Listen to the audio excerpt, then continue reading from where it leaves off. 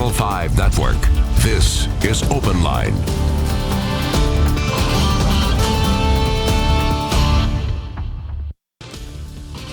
Hello, everyone. Welcome to Open Line. We're talking about an issue that got a lot of debate at the very last Metro Council meeting. Metro Council voted to renew our participation here in Nashville in a program that will keep proceeds from seized assets taken from people suspected of crimes involving drugs. So we're going to drill down into that tonight and get a sense of what that program does, what it doesn't do, why some say it's a good idea, perhaps why some say it's not a good idea. But this is something we've been doing for a long time. It's something some have called policing for profit. Others say this is a vital tool to fight crime. Happy to have with us tonight Councilwoman Tanaka Vercher. Thank you for being here. Thank you so much for having me. You represent District 28. I do. And you sponsored this. I am. One of the sponsors. I'm one of the sponsors. And Captain Michael Alexander from the Metro Police Department. Thank you, Captain, for being here. Yes, sir. Thank you. You're with the Specialized Investigation Division. This is a tool that you find very important, right? Yes, sir. Very much so. So let's talk first of all what it does. So I tried to spell it out there at the top, but what we're talking about is a program called the Equitable Sharing Program. What is this? And Captain, why don't you take it? Sure. Well, first of all, thank you for having us. We appreciate it. In essence, what this involves is our department working with DEA, the Drug Enforcement Administration, on large-scale drug cases that are long-term investigations that, quite frankly, involve a very large, significant amount of drugs that are destined for Nashville. So when we work those cases together, obviously Metro Police personnel are heavily involved in those efforts with those cases, and there's a Nashville connection to those cases.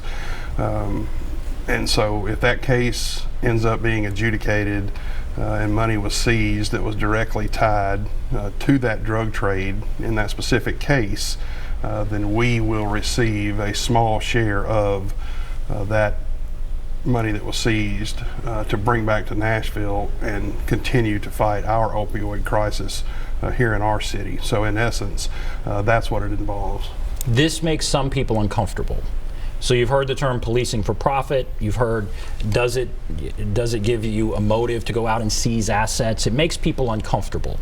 What do you say, and I'm going to ask you next, Councilwoman, what do you say when people say, I'm not sure I'm comfortable with this? Sure, and I understand that concern. These cases that we're talking about between us and the DEA, again, involve a large amount of drugs, primarily heroin and fentanyl, and quite frankly, drugs that are killing a large amount of people right here in our city and in our neighborhoods. There are levels of proof involved in anything that's seized, set aside of the actual criminal case against a defendant, but there's also levels of proof in terms of any properties or monies or anything that was seized during that arrest. So I will say this, these cases always involve an arrest, and they always involve a felony arrest. So by the time anything is seized in regards to these long-term drug investigations, the drug nexus has already been well established. The connections have already been made, and there's already been enough probable cause to move forward with an arrest. So this is far from merely seizing property. Again, you know, a person's already been identified, a drug nexus and a connection has already been made, and there's an arrest made in these cases, which at that point moves through several layers of review and burdens of proof and things of that nature.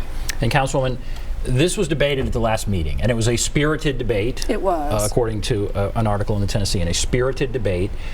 It has to be renewed, I guess, every so often. And the last time it was up for renewal, it was a very close vote. This time it wasn't as close, but the spirited debate. You're one of the sponsors. Why did you want to sponsor this? Well, from the legislative perspective, you know, we are. One of our charges is ensuring that we're balancing policy with issues as it relates to public safety. And this particular legislation, it affords our police department to collaborate on the federal level. And I want to also add this too, that we're not the only agency that participates in this type of program. And that's what Captain Alexander expressed earlier. We've been participating since 1990. I say that to say is that from the legislative perspective, we want to make sure that our police department has the resources and the tools to combat any type of drug network that may present itself to our city. We are a dynamic city, we are a growing city, and more recently, as you may know, we're being referred to as an international city. So anything that we can do on the legislative side to ensure that we are not hindering the process as it relates to our law enforcement to do their jobs and keeping the city safe. Because at the end of the day, this is what this legislation does. It allows us to be part of a collaborative effort that ensures that our city remains safe. How much money are we talking about that gets seized yearly? Let's say we did away with this. Would there be a hole in the police department budget? You know, what is the fiscal impact? You want me to take? On average, again, we've done this for almost 30 years, and of course cases are different with any given year, obviously, because we don't know what type of cases will be originated or will be worked. To take a baseline 20-year look at this program that we've been involved in, it's usually around $150,000 a year that goes into a drug fund that's highly regulated in terms of how it can be spent. Some of the things that we utilize it for, and the reason it is so helpful, Narcan, for example. We have 732 Narcan kits distributed to officers today in the field. Officers have used those kits 17 times to save lives.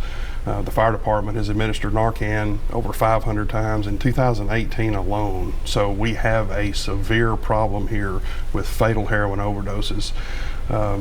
So equipment, meth lab training, ongoing drug investigations, the Narcan, things like that is where it becomes helpful when, quite frankly, budgets are not increased very much on a regular basis. So it does become important. But again, our primary purpose is to intercept the drugs before they reach Nashville neighborhoods. If there happens to be money directly tied into illicit drug trade, then yes, it may be subject to seizure with, again, levels of proof before it's ever adjudicated. But our primary purpose is to intercept the drugs before it reaches our neighborhoods and continues to kill our citizens. And to put that in perspective, since January 1st of 2017, 538 Davidson County citizens have died from a fatal heroin overdose. Most people don't know that. They wouldn't know that. You don't hear about it a lot, but that's a lot of people right here in our city. So that's the problem we're facing. That's why these investigations are so very important, and that's why we need to continue to pursue this challenge. I don't think we do hear those numbers enough. There are 365 days in a year, and you're saying there are that many people, over 500, that are dying every year from a heroin 538 It's in a lot less of than 2 families. years. Now, all right, so as far as the money, $150,000, that would mean some years you get more, some years you get less. Right. Is that a fair statement? It's not like you can budget for it. No. And I want to ask you, Councilwoman, the same thing I asked the captain. If there are people that are uncomfortable to say, okay, boy, there's this profit motive involved, we're talking about money that would be taken away from the police department. No one wants to see that, but at the same time, no one wants there to be some incentive to seize things. What do you say if there are people that are uncomfortable by some of that? I'll just referring back to that 538 number. Those are real families. Those are real communities that's impacted by those deaths. And just ultimately, again, from the legislative perspective, filling in budgetary gaps as it relates to the police department, evaluating the $150,000 that they may get, that they may not get. That wasn't part of, for me, that wasn't part of the equation as it relates to my decision and to support this. And I supported it this year, I supported it last year, and I will support it in upcoming years, because the work that they do collaboratively, at the end of the day, if we can prevent one death, is worth it, and you can't put a price on that. 538 is far too many families. And the work that they do is critical for the sustainability for our city and for the public health for our city. The opioid crisis is real. Drug trafficking is real. But what the public needs to know is that we have collaborations in place that prevents those networks from infiltrating our city. Does it stop everything? Absolutely not. Captain has alluded to that 538, the families that was impacted, those deaths. But we don't need to do anything that may exacerbate a crisis that we're already aware of. Captain, can you give us an example? Then I'm going to start taking calls. If you want to call in, there's the number 615-737 plus 615-737-7587. In the last year or 2 years of a situation of how this works.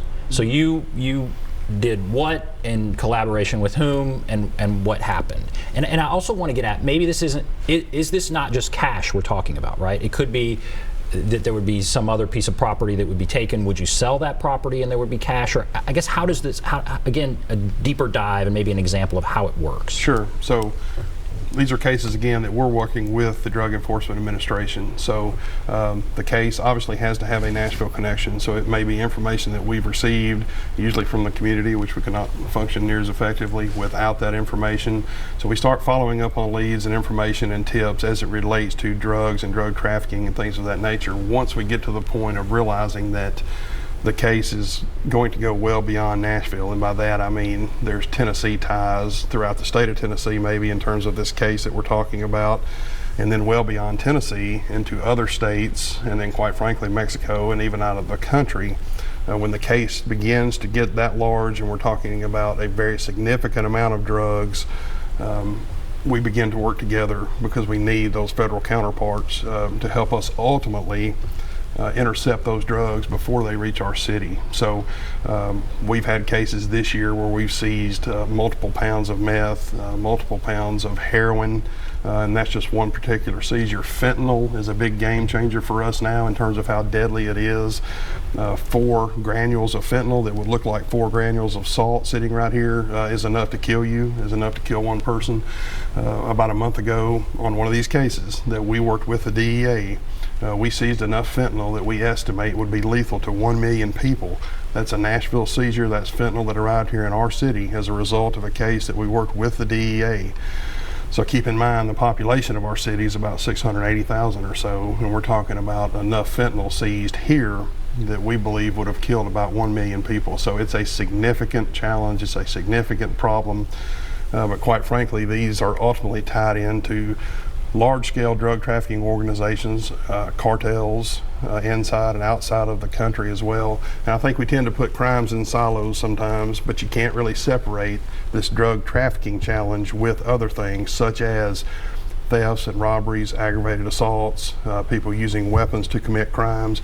Human trafficking is heavily involved into this drug cartel. You know, we're talking about a multi-million-dollar drug cartel industry that we're combating. So it's quite staggering to see the amount of drugs that we have intercepted that have came into the city. And obviously, as the councilwoman stated, we've lost 538 citizens in less than 2 years. So we have a lot of work to do. There's many times that we're not getting it before it reaches Nashville's neighborhoods. So you know, these efforts have to continue regardless of anything that's seized or not. We're obligated to the community to continue to fight this drug challenge because it's affecting our city and our Nashville neighborhoods.